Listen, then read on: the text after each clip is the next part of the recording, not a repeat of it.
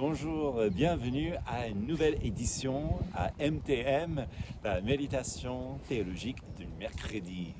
Et aujourd'hui, donc, on va prendre la suite de la confession de Nicée. Et aussi, rappelez-vous, la dernière fois, on a parlé de l'humanité du Christ. Alors si on parle de la divinité du Christ et l'humanité du Christ, il y a bien une raison, et justement ceux qui ont créé et écrit ce credo, en fait, ils avaient en tête un but, et le but, c'est ce que nous allons voir aujourd'hui. Donc je vous rappelle de ce qu'on a lu la dernière fois, c'était que pour nous les hommes, et pour notre salut, il descendit du ciel par le Saint-Esprit, il a pris chair de la Vierge Marie et s'est fait homme. Et aujourd'hui, on lit, crucifié pour nous sous Ponce Pilate, il souffrit sa passion et fut mis au tombeau. Il ressuscita le troisième jour conformément aux Écritures.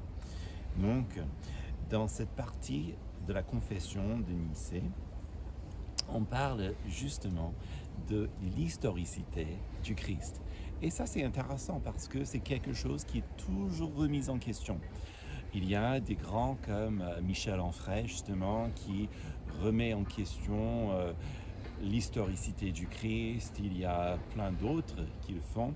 Mais en fait, ils ont un grand problème. Et le grand problème, c'est qu'il y a tellement d'écritures, de preuves, même archéologiques et autres, même textuels, que ça rend ces arguments assez creuses, en fait, même si parfois ils sont bien écrits et bien avancés. La réalité historique du Christ est assez difficile à contester si on veut être sérieux.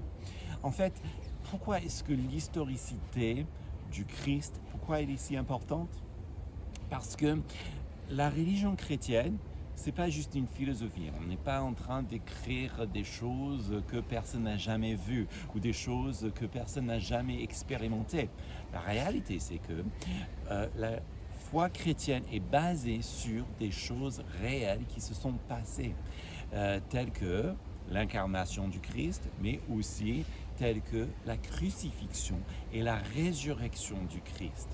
En fait, c'est que Dieu est intervenu dans le monde des humains. Et pourquoi? Pour nous sauver. Donc, c'est important que nous nous appuyons sur ces idées-là. Théologiquement, c'est important. Psychologique, bien sûr, c'est important de savoir que c'est pas, encore une fois, des choses inventées à toute pièce, mais ça repose sur des faits concrets. Tellement, en fait, que les apôtres et les premiers chrétiens, pour la majorité, sont morts des morts assez atroces, tout simplement parce qu'ils annonçaient ce qu'ils ont vu et vécu, et les gens ne voulaient pas y croire. Donc, quand nous acceptons ces choses, du coup, nous réalisons que cette crucifixion du Christ, cette résurrection du Christ sont tellement importants que ça change même les fondations de notre vie, même les fondations de la vie. En fait, la Bible présente Christ comme l'agneau immolé avant la fondation du monde. C'est-à-dire que c'était toujours le plan de Dieu. Encore grand mystère, mais c'était toujours le plan de Dieu pour le salut des hommes. La crucifixion, c'est pour payer la dette de nos péchés. D'ailleurs, c'est pour cela que le Seigneur a enseigné, donc de prier, pardonne-nous nos offenses, comme nous pardonnons aussi à ceux qui nous ont offensés. Mais la résurrection, c'est pour nous donner la vie.